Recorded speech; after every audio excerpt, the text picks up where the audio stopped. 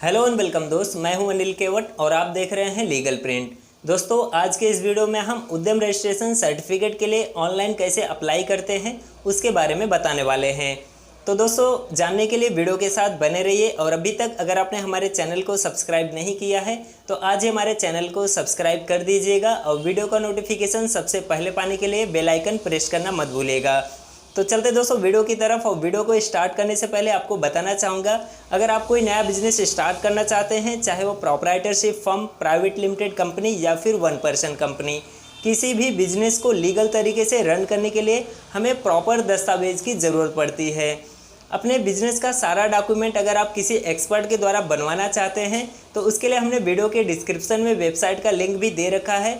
आप वहां पर डायरेक्टली जाकर आपके बिजनेस का सारा डॉक्यूमेंट मिनिमम चार्जेस पर रेडी करा सकते हैं। तो चलते दोस्तों वीडियो को स्टार्ट करते हैं और उसके लिए सबसे पहले हम चलते हैं हमारे कंप्यूटर की स्क्रीन पर।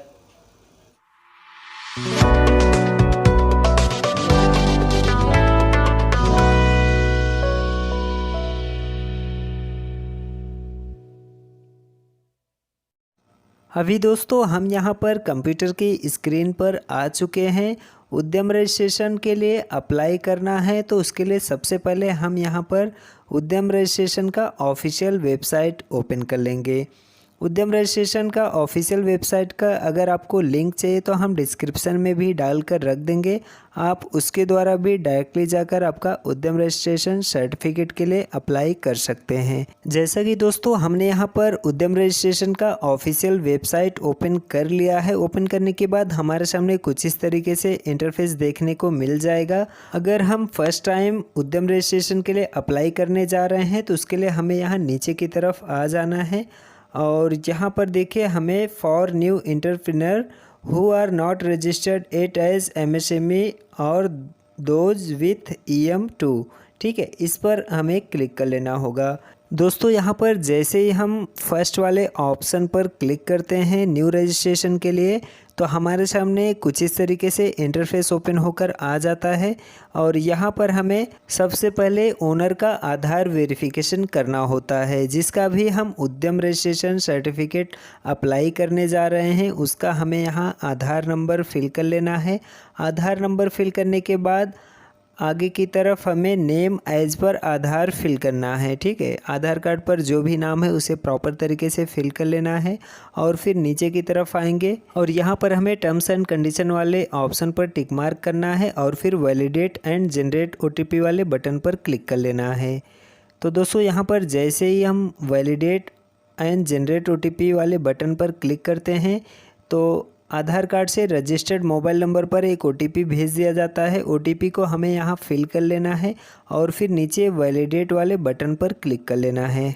उसके बाद दोस्तों हमारे सामने कुछ इस तरीके से इंटरफेस ओपन होता है। यहाँ पर अभी हमें ओनर का पैन नंबर वेरीफाई कर लेना है। यहाँ पर पैन नंबर वेरीफाई करने के लिए सबसे पहले टाइप ऑफ ऑर्गेनाइजेशन सेलेक्ट कर लेना होता है। जैसा कि हमारा यहाँ पर प्रोप्राइटरी टाइप ऑफ ऑर्गेनाइजेशन है तो हम यहाँ पर प्रोप्राइटरी सेलेक्ट कर लेंगे। अगर आपका पार्टनरशिप, कोऑपरेटिव, प्राइवेट लिमिटेड, जो भी आपका टाइप ऑफ ऑर्गेनाइजेशन है आपको यहाँ पर सेलेक्ट कर लेना है। बाकी दोस्तों अगर आपका प्रोप्राइटरशिप है तो आपको यहाँ पर पर्सनल पैन नंबर ही इंटर करना होता है। बाकी अगर आपका पार्टनरशिप फर्म है या प्राइवेट लिमिटेड कंपनी है तो उसके लिए आपको यहाँ पर बिजनेस पैन नंबर फिल कर लेना होता है। जैसा कि हमने यहाँ पर type of organisation proprietary select किया है तो उसके लिए हमने यहाँ आगे की तरफ प्रोप्राइटर का personal PAN card number fill कर लिया है और फिर नीचे टर्म्स एंड कंडीशन एक्सेप्ट करेंगे और फिर पैन वैलिडेट वाले बटन पर क्लिक कर लेंगे। तो दोस्तों यहाँ पर जैसे ही हम पैन वैलिडेट वाले बटन पर क्लिक करते हैं तो हमारा पैन कार्ड भी वेरीफाई हो जाता है। जैसा कि दोस्तों यहाँ पर देखिए हमारा पैन वेरीफाइड सक्सेसफुली लिखकर आ गया है। अब हम नीचे कंटिन्यू वाले बटन पर क्लिक कर लेंगे। उसके बाद हमारे सामने कुछ इस तरीके से इंटरफेस ओपन होता है। यहाँ पर अगर आपने लास्ट ईयर ITR फिल किया है तो यस सेलेक्ट कर लेना है, अदरवाइज इसे नो रहने देना है। फिर आगे की तरफ आएंगे तो यहाँ पर GST नंबर अगर आपके पास है तो यस सेलेक्ट करके GST नंबर फिल करना है, अदरवाइज इसे नो सेलेक्ट कर लेना है और फिर नीचे की तरफ स्क्रॉल कर लेना है। उसके बाद नीचे की तरफ आएंगे तो यहाँ पर आपको ओनर का मोबाइल नंबर और ईमेल आईडी फिल कर लेना होता है। जैसा कि दोस्तों हमने यहाँ पर मोबाइल नंबर और ईमेल आईडी फिल कर लिया है। उसके बाद हम नीचे की तरफ स्क्रॉल कर लेंगे। उसके बाद यहाँ पर आपको सोशल कैटेगरी वाइज एमएसएमई में कंट्रीब्यूशन देखने को मिल जाएगा, कौन सी सोशल कैटेगरी का कितना कंट्रीब्यूशन है। फिर हम नीचे की तरफ स्क्रॉल करेंगे और फिर यहाँ पर हमें अपना सोशल कैटेगरी सेलेक्ट कर लेना होता है। ठीक है, सोशल कैटेगरी यहाँ पर देखिए टोटल 1 2 3 4 कैटेगरी दिए गए हैं। इनमें से आपका जो भी कैटेगरी है उसे आपको सेलेक्ट कर लेना है और फिर नीचे जेंडर सेलेक्ट कर लेना है। जेंडर सेलेक्ट करने के बाद स्पेशली एबल्ड के ऑप्शन में यस या नो सेलेक्ट कर लेना है। अगर आप जो है दिव्यांग है तो आपको यस सेलेक्ट करना है, अदरवाइज इसे नो सेलेक्ट कर लेना है। और फिर हम नीचे की तरफ स्क्रॉल कर लेंगे। अभी यहाँ पर नेम ऑफ एंटरप्राइजेस के अंदर आपको आपके बिजनेस का नाम इंटर कर लेना है और फिर नीचे की तरफ आ जाना है। नीचे की तरफ आएंगे तो आपको यहाँ पर प्लांट और यूनिट नेम का एक ऑप्शन देखने को मिल जाएगा। इसके अंदर दोस्तों अगर आपके एंटरप्राइजेस के काफ़ी सारे ब्रांचेस हैं तो उन सब ब्रांचेस का नाम या उसका एड्रेस आप यहाँ यूनिट के अंदर फिल कर सकते हैं। जैसा कि हमारा जो एंटरप्राइजेस है उसका एक ही ब्रांच है तो उसके लिए हम यहाँ पर प्लांट और यूनिट के ऑप्शन में वहीं सेम एंटरप्राइजेस का नाम कॉपी करके पेस्ट कर लेते हैं। बाकी अगर आपका यूनिट नेम अलग है तो आप यहाँ पर यूनिट नेम के अंदर अलग नाम भी आप टाइप कर सकते हैं। तो हम यहाँ पर सेम नाम फिल कर लिए हैं और फिर ऐड वाले बटन पर क्लिक कर लेंगे। उसके बाद यहाँ पर देखिए हमारा जो यूनिट नेम है यहाँ पर ऐड हो चुका है। इसी तरीके से अगर आपके और भी काफ़ी सारे यूनिट नेम हैं तो उसे आप ऐड कर सकते हो। और फिर नीचे की तरफ आएंगे तो यहाँ पर लोकेशन ऑफ प्लांट के अंदर सबसे पहले आपको यूनिट नेम सेलेक्ट कर लेना होता है और फिर यहाँ पर उसका एड्रेस फिल कर लेना होता है। इसी तरीके से दोस्तों अगर आपके इंटरप्राइजेस के काफ़ी सारे ब्रांचेस हैं और सारे ब्रांचेस का अगर अलग अलग नाम है तो आपको यहाँ पर सबसे पहले यूनिट नेम ऐड कर लेना है और फिर नीचे की तरफ यहाँ यूनिट नेम को सेलेक्ट करके उसका लोकेशन फिल कर लेना होता है। जैसे कि दोस्तों हमारा एक ही यूनिट है तो हमने यहाँ पर यूनिट नेम ऐड कर लिया है और फिर यहाँ लोकेशन ऑफ प्लांट के अंदर यूनिट को सिलेक्ट करके उसका यहाँ पर हम लोकेशन फिल कर लेते हैं। जैसे ही हम यहाँ पर यूनिट का एड्रेस प्रॉपर तरीके से फिल कर लेंगे उसके बाद नीचे की तरफ आएंगे तो यहाँ पर ऐड प्लांट का बटन दिया गया है, उस पर क्लिक करके हम प्लांट को ऐड कर लेंगे। इसी तरीके से आपके जितने भी प्लांट हैं या जितने भी यूनिट हैं सबके नाम आप ऐड कर सकते हैं और उनके एड्रेस भी यहाँ पर फिल करके उसे प्लांट के अंदर ऐड कर सकते हैं। ठीक है, तो हमने यहाँ पर ऐड प्लांट वाले बटन पर जैसे ही क्लिक किया हमारा ये प्लांट जो है ऐड होकर यहाँ पर आ चुका है। ठीक है, तो यहाँ पर हमें एक ही प्लांट ऐड करने थे, तो अगर आपको इसी तरीके से और भी प्लांट ऐड करने हैं तो इसी तरीके से आप ऐड कर सकते हैं। तो चलते हैं दोस्तों अभी हम नीचे की तरफ और यहाँ पर हमें ऑफिस एड्रेस ऑफ एंटरप्राइजेस के ऑप्शन में हमारा ऑफिस एड्रेस भी फिल कर लेते हैं।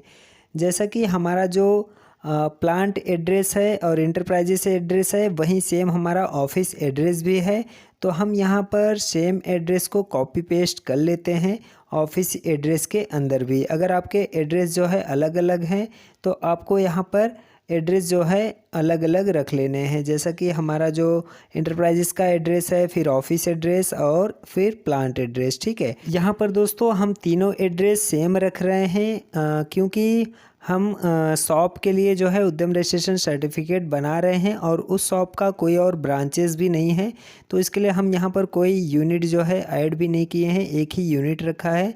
बाकी अगर आपके काफ़ी सारे ब्रांचेस हैं या काफ़ी सारे बिजनेसेस हैं उन सबको आप यहाँ यूनिट के अंदर ऐड कर सकते हैं। ठीक है, और फिर यहाँ पर हमने एड्रेस में जो है ऑफिस का एड्रेस भी सेम जो है फिल कर लिया है और फिर अभी नीचे की तरफ स्क्रॉल कर लेते हैं। अभी यहाँ पर हमें बिज़नेस का डेट ऑफ इनकॉर्पोरेशन सेलेक्ट कर लेना होता है और फिर आगे की तरफ आएंगे। यहाँ पर अगर हमारा बिज़नेस जो है प्रोडक्शन का बिज़नेस है तो हमें यहाँ यस सेलेक्ट कर लेना है और फिर उसका भी डेट हमें आगे की तरफ सेलेक्ट कर लेना है। ठीक है, तो अगर आपका प्रोडक्शन बिज़नेस नहीं है, ओनली सर्विसेज प्रोवाइड करते हैं, तो आपको यहाँ पर नो सेलेक्ट कर लेना है। तो हमारा जो है प्रोडक्शन का बिजनेस है, तो हम यहाँ पर यस सेलेक्ट करके उसका भी डेट हम यहाँ पर डेट ऑफ कमेंसमेंट में उसका डेट हम सेलेक्ट कर लेते हैं। और फिर नीचे की तरफ आएंगे तो यहाँ पर हमें बैंक अकाउंट का डिटेल फिल कर लेना होता है, जैसा कि बैंक का नाम, IFSC कोड और अकाउंट नंबर। उसके बाद फिर से हमें यहाँ नीचे की तरफ स्क्रॉल कर लेना है और यहाँ पर हमें यूनिट का एक्टिविटी सेलेक्ट कर लेना होता है। तो यहाँ पर मेजर एक्टिविटी ऑफ यूनिट के अंदर हमें मैन्युफैक्चरिंग या सर्विस का ऑप्शन सेलेक्ट कर लेना होता है। अगर आपका मैन्युफैक्चरिंग है तो आपको यहाँ मैन्युफैक्चरिंग सेलेक्ट करना है, और अगर आप सर्विस प्रोवाइड करते हैं तो आपको यहाँ सर्विसेज का ऑप्शन सेलेक्ट कर लेना है। तो हम यहाँ पर मैन्युफैक्चरिंग सेलेक्ट कर लेंगे और फिर नीचे की तरफ स्क्रॉल कर लेंगे। उसके बाद नीचे की तरफ आएंगे तो हमें यहाँ पर हमारे बिजनेस का NIC कोड सेलेक्ट कर लेना होता है। NIC कोड मतलब दोस्तों हम हमारे बिजनेस के द्वारा क्या सर्विसेज प्रोवाइड कर रहे हैं या हम कौन से प्रोडक्ट का मैन्युफैक्चरिंग कर रहे हैं, उसका हमें यहाँ पर ऑप्शन सेलेक्ट कर लेना होता है। तो यहाँ पर आप काफ़ी सारे ऑप्शन सेलेक्ट कर सकते हैं, ठीक है। तो हम यहाँ पर एक ऑप्शन सेलेक्ट कर लिए हैं, उसी तरीके से हम उसी से रिलेटेड जो अदर ऑप्शंस दिख रहे हैं उन सबको हम यहाँ पर सेलेक्ट करके उसे हम ऐड कर लेंगे, ठीक है। आपको यहाँ पर आपके बिजनेस से रिलेटेड जो भी NIC कोड दिखेंगे उन सबको सेलेक्ट करके ऐड कर लेना है। तो दोस्तों हमने यहाँ पर काफ़ी सारे ऑप्शंस जो है ऐड कर लिए हैं। जो हम यहाँ पर प्रोडक्ट जो है मैन्युफैक्चरिंग करते हैं हमारे यूनिट के द्वारा, वो सब हमने यहाँ पर सेलेक्ट करके ऐड कर लिया है, ठीक है। उसके बाद हम नीचे की तरफ स्क्रॉल कर लेते हैं।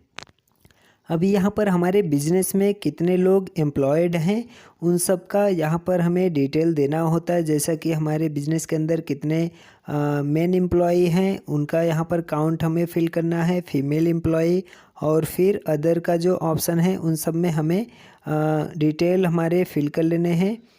उसके बाद टोटल हमारे कितने एम्प्लॉय हो रहे हैं उन सब का काउंट हमें आगे की तरफ देखने को मिल जाएगा, और फिर नीचे की तरफ हम स्क्रॉल कर लेंगे। उसके बाद यहाँ पर हमने बिजनेस में कितने इन्वेस्टमेंट लगाए हैं उसका जो है डिटेल देना होता है, और उसके बाद यहाँ पर हमें जितना अमाउंट हमने पोल्यूशन कंट्रोल के लिए लगाया है वो अमाउंट फिल कर देना है, और आगे हमें नेट इन्वेस्टमेंट हमारा कितना है वो लिखकर ऑटोमेटिकली आ जाएगा। फिर हम नीचे की तरफ स्क्रॉल कर लेंगे और यहाँ पर हमें तीनों ऑप्शन पर यस वाले ऑप्शन पर टिक मार्क कर लेने हैं, और फिर नीचे हमें हमारा डिस्ट्रिक्ट सेलेक्ट करना है और submit and get final OTP वाले बटन पर क्लिक कर लेना है। तो दोस्तों यहाँ पर हम हमारा डिस्ट्रिक्ट सेलेक्ट कर लिए हैं, और जैसे ही हम यहाँ submit and get final OTP वाले बटन पर क्लिक करते हैं तो यहाँ पर देखिए हमने इसे ब्लैंक छोड़ दिया है, इसकी वजह से एरर आ रहा है। तो हम यहाँ पर प्रीवियस ईयर का टर्नओवर 0 लिख देते हैं क्योंकि न्यू बिजनेस है, और फिर अभी हम submit and get final OTP वाले बटन पर क्लिक करेंगे तो यहाँ पर हमें ओके बटन पर फिर से क्लिक कर लेना है। तो दोस्तों यहाँ पर जैसे हम ओके वाले बटन पर क्लिक करते हैं तो हमारे आधार कार्ड से रजिस्टर्ड मोबाइल नंबर पर एक OTP भेज दिया जाता है। OTP को हमें यहाँ पर फिल कर लेना है, और फिर नीचे की तरफ कैप्चा भी प्रॉपर तरीके से फिल कर लेना है। तो हमने यहाँ पर OTP फिल कर लिया है, और अभी हम यहाँ कैप्चा भी प्रॉपर तरीके से फिल कर लेते हैं, और फिर हम फाइनल सबमिट वाले बटन पर क्लिक कर लेंगे। तो दोस्तों यहाँ पर जैसे हम फाइनल सबमिट वाले बटन पर क्लिक करते हैं तो हमारे सामने फिर से यहाँ पर देखिए अलर्ट लिख कर आ रहा है। अगर हमें एक बार हमें पूरा फॉर्म रिव्यू करना है तो हमें यहाँ कैंसिल वाले बटन पर क्लिक करके हमें पूरा फॉर्म एक बार देख लेना है कि हमने जो डिटेल फिल किया वो बराबर है या नहीं। और अगर हमारा सारा डिटेल हमने जो फिल किया है वो बराबर है तो हमें फिर से चलना है नीचे की तरफ और फाइनल सबमिट वाले बटन पर क्लिक कर लेना है। तो दोस्तों अभी हम चलते हैं फाइनल सबमिट वाले बटन पर क्लिक करके अभी हम यहाँ ओके वाले बटन पर क्लिक कर लेते हैं। तो दोस्तों हम यहाँ पर सबमिट करने के बाद जैसे ही ओके वाले बटन पर क्लिक करते हैं तो हमारे सामने उद्यम रजिस्ट्रेशन नंबर लिखकर आ जाता है और हमारे सामने देखिए कुछ इस तरीके से रिसिप्ट भी देखने को मिल जाएगा और उसके ऊपर देखिए हमारा उद्यम रजिस्ट्रेशन नंबर भी यहाँ पर लिखा हुआ देखने को मिल जाएगा और नीचे हमारा NCS ID जो हमने वहाँ पर सेलेक्ट किया था उसकी वजह से हमें यहाँ पर NCS ID भी देखने को मिल जाएगा। अगर हमें इसका प्रिंट निकालना है तो यहाँ पर हम प्रिंट वाले बटन पर क्लिक करके डायरेक्टली इसका प्रिंट भी निकाल कर रख सकते हैं। तो चलते दोस्तों, इसका हम प्रिंट ना निकाल करके इसे हम सेव एज PDF करके हमारे कंप्यूटर में सेव कर लेते हैं। ठीक है, तो हमने इसे हमारे कंप्यूटर के अंदर कोई एक नाम देकर सेव कर लिया है। अब दोस्तों, हमने उद्यम रजिस्ट्रेशन सर्टिफिकेट के लिए ऑनलाइन एप्लीकेशन दे दिया है। बाकी दोस्तों, हमें उद्यम रजिस्ट्रेशन सर्टिफिकेट अभी कैसे डाउनलोड करना है उसके बारे में भी हम आपको बता देते हैं। उसके लिए हमें यहाँ ऊपर की तरफ आना है, प्रिंट और वेरीफाई वाले बटन पर क्लिक करके नीचे की तरफ आएंगे तो यहाँ पर हमें प्रिंट उद्यम सर्टिफिकेट का ऑप्शन दिख जाएगा, उस पर क्लिक कर लेना है। अभी यहाँ पर हमें हमारा उद्यम रजिस्ट्रेशन नंबर लिख लेना है और फिर नीचे की तरफ हमारा रजिस्टर्ड मोबाइल नंबर भी टाइप कर लेना है। उद्यम रजिस्ट्रेशन नंबर आपको आपके उद्यम रजिस्ट्रेशन का जो स्लिप अभी जनरेट हुआ उस पर देखने को मिल जाएगा। और फिर यहाँ पर हमें OTP का ऑप्शन सेलेक्ट कर लेना है, ईमेल या मोबाइल नंबर, और फिर वैलिडेट एंड जनरेट OTP वाले बटन पर क्लिक कर लेना है। उसके बाद दोस्तों, हमारे रजिस्टर्ड मोबाइल नंबर पर OTP भेज दिया जाता है। OTP को हमें यहाँ पर प्रॉपर तरीके से फिल कर लेना है और OTP फिल करने के बाद नीचे की तरफ आएंगे तो यहाँ पर हमें वैलिडेट OTP एंड लॉगिन वाले बटन पर क्लिक कर लेना है। तो दोस्तों, यहाँ पर जैसे हम वैलिडेट OTP एंड लॉगिन वाले बटन पर क्लिक करते हैं तो हमारे सामने कुछ इस तरीके से इंटरफेस ओपन होता है। यहाँ पर हमारे एप्लीकेशन में हमने जो भी डिटेल्स फिल किए थे वो सब डिटेल देखने को मिल जाएगा। और फिर ऊपर की तरफ देखेंगे तो यहाँ पर हमें कॉर्नर पर प्रिंट सर्टिफिकेट का एक ऑप्शन देखने को मिल जाएगा। तो यहाँ पर जैसे हम प्रिंट सर्टिफिकेट के ऑप्शन पर क्लिक करते हैं तो हमारे सामने कुछ इस तरीके से उद्यम रजिस्ट्रेशन का सर्टिफिकेट ओपन होकर आ जाता है। अभी दोस्तों, यहाँ से हम उद्यम रजिस्ट्रेशन सर्टिफिकेट का प्रिंट डायरेक्टली निकाल सकते हैं। उसके लिए हमें यहाँ ऊपर की तरफ आ जाना है और यहाँ पर हमें प्रिंट का एक ऑप्शन देखने को मिल जाएगा। तो यहाँ पर हम डायरेक्ट प्रिंट वाले बटन पर क्लिक करके इसका हम डायरेक्ट प्रिंट भी निकाल सकते हैं। बाकी अगर हमें इसका PDF चाहिए तो हम यहाँ से सेव एज PDF करके हमारे कंप्यूटर में सेव भी कर सकते हैं। दोस्तों, अगर आपके कुछ सवाल है तो आप कमेंट बॉक्स में जाकर पूछ सकते हैं, और अगर आप किसी एक्सपर्ट के द्वारा सर्विसेज चाहते हैं तो उसके लिए हमने वीडियो के डिस्क्रिप्शन में वेबसाइट का लिंक भी दे रखा है। आप वहाँ पर डायरेक्टली जाकर आपका बिजनेस का सारा डॉक्यूमेंट मिनिमम चार्जेस पर रेडी करा सकते हैं। तो दोस्तों, कुछ इस तरीके से आप उद्यम रजिस्ट्रेशन सर्टिफिकेट के लिए ऑनलाइन अप्लाई कर सकते हैं। जानकारी कैसी लगी कमेंट बॉक्स में ज़रूर बताइएगा और दोस्तों के साथ शेयर करना मत भूलिएगा। इसी के साथ चलते हैं, वीडियो देखने के लिए बहुत बहुत धन्यवाद और मिलते हैं ऐसे ही किसी और जानकारी भरी वीडियो के साथ।